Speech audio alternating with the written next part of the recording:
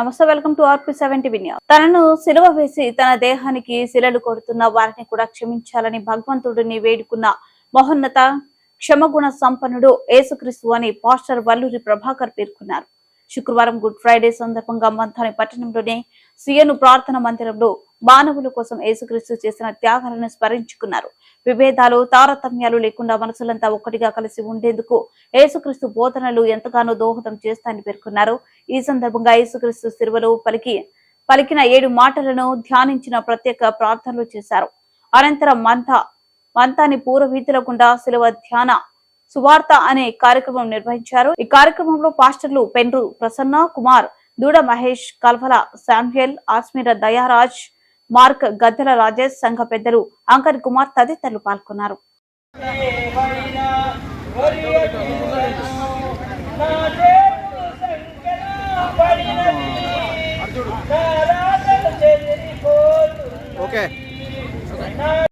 పాపముల కొరకు ఒక బలి జరిగింది. అది బలి యేసు ప్రభు వలన జరిగింది. యేసు ప్రభువే మన పాపముల నిమిత్తం ఆయన బలిగా అర్పించబడ్డాడు. నీ పాపములు నా పాపములు క్షమించబడాలి అంటే ఆ శిలువలో ఆయన కాచిన రక్తము చేత పాప విమోచనం ఉందని మీ అందరికి తెలియజేస్తూ ఉంటున్నాను. గ్రామమా, ప్రజలారా, వింటున్న వారులారా, మేమేమి అడగడం లేదు, ఏమి చెప్పడం లేదు. యేసు అనగా దయామయుడు, ప్రేమామయుడు, కరుణామయుడు, జాలిగల దేవుడు. ప్రభువు రక్షించేవాడు, శిక్షించేవాడు కాదు. కనుక ఆ రక్షకుని దగ్గరికి రండి, మీ పాపములు ఒప్పుకొనండి.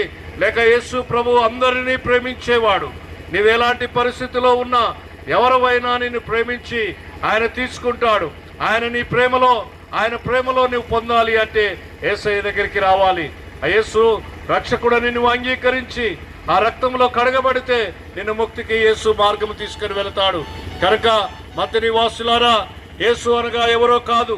యేసు అనగా మన ఆసియా ఖండములో మన దగ్గరలోనే కనుక యేసు మన కొరకే పుట్టాడు. ఆయన మన కొరకే ఆ సిలువకెక్కాడు. ఆయన మన కొరకే బలి అయ్యాడు. నీ కొరకు రక్తాన్ని కాచాడు. ఆ యేసు ప్రభువును నువ్వు అంగీకరిస్తే నీ యొక్క బలహీనతల నుండి, నీ రోగముల నుండి, నీ అనారోగ్యము నుండి, నీ కష్ట దుఃఖముల నుండి వెడలిపోతాయి. వాక్యములో ఏముంది అంటే, శుక్రవారము ఎందుకు దీనిని గుడ్ ఫ్రైడే అని, మంచి శుక్రవారం అని అంటా ఉన్నారు అంటే, ప్రభు అయిన యేసుక్రీస్తు 2000 సంవత్సరాల క్రితం ఈ లోకంలోనికి వచ్చి సర్వ మానవాళి కొరకు, ఈ లోకంలో ఉంటున్న మానవాళి కొరకు ఆయన మరణించి తిరిగి లేచాడు. అందును బట్టి ఆయన మరణము ద్వారా ఆయన మరణించి తిరిగి లేచాడు. ఆ యేసు ప్రభు యొక్క మరణమును ప్రపంచవ్యాప్తంగా ఈనాడు గుడ్ ఫ్రైడేగా, శుభ శుక్రవారంగా ప్రభువును ఆరాధిస్తూ ఉంటున్నారు. ఆయన ఎందుకు వచ్చాడు అంటే, మానవుడు పాపములో పుట్టాడు, పాపములో పెరిగాడు, పాపములో జీవిస్తున్నాడు. కనుక ఆ పాపము నుండి విడుదల కావాలి, పాపము నుండి మనం విముక్తులము కావాలి అంటే యేసు ప్రభు ఈ లోకములోనికి వచ్చి ఆయన మనందరి పాపముల నిమిత్తము ఆయనే రక్తమును కార్చిన వాడుగా ఉన్నాడు. అనగా ఆయన మన కొరకు బలి అయి ఆయన శిలువకెక్కి శిలువ మీద సమాధి చేయబడి ఆయన విమోచించిన వాడుగా ఉన్నాడు.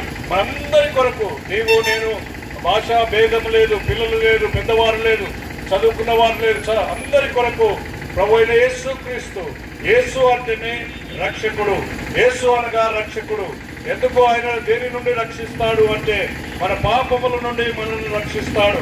మన దోషముల నుండి, మన కర్మతో, పుట్టుకతో, జన్మతో పాపములు చేసిన పాపముల నుండి దేవుడు విడిపించి మనలను రిక్తులుగా చేసి, లేక స్వస్థపరిచి, లేక బాగు చేసి ఆయన ముక్తిని ప్రసాదిస్తాడు. అందుకే ప్రియమైన వారులారా, జ్ఞాపకం ఉంచుకోరండి, ఈ లోకములో బ్రతికినంత కాలం మనం బ్రతుకుతాం. కానీ చనిపోయిన తరువాత ఈ లోకములో ఒకటి ఉంది, 2 ఉన్నాయి. ఏంటిది? ఒకటి ముక్తి, పరలోకం, రెండవది నరకం. ఆ ముక్తిని చేరాలి అంటే ప్రభు అయిన యేసుక్రీస్తు సర్వ మానవాళి కొరకు, లోకం కొరకు ఆయన జన్మించి ఆ తిరిగి లేచిన వాడుగా ఉన్నాడు. కనుక మానవుల పాపముల నిమిత్తము ఆయన ఆ శిలువలో మరణించాడు. ఆ శిలువలో మరణించిన యేసయ్యను జ్ఞాపకం చేసుకుంటూ ఈ మంత్రిని పట్టణంలో మంత్రిలో మీ అందరికి కూడా తెలియజేస్తూ ఉంటున్నాం.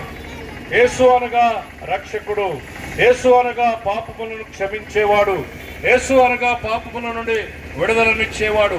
ఆ యేసు ప్రభు ఆయన 2024 సంవత్సరాల క్రితం ఆసియా ఖండం అనగా మన ఖండములోని ఆసియా ఖండంలో జన్మించి ఆయన నీ కొరకు నా కొరకు ఆయన ప్రాణమునిచ్చాడు. ప్రాణము పెట్టిన వారు ఎవరు లేరు, యేసు ప్రభు ఒక్కడే. అందుకే శుభ శుక్రవారము, మంచి శుక్రవారము అంటారు.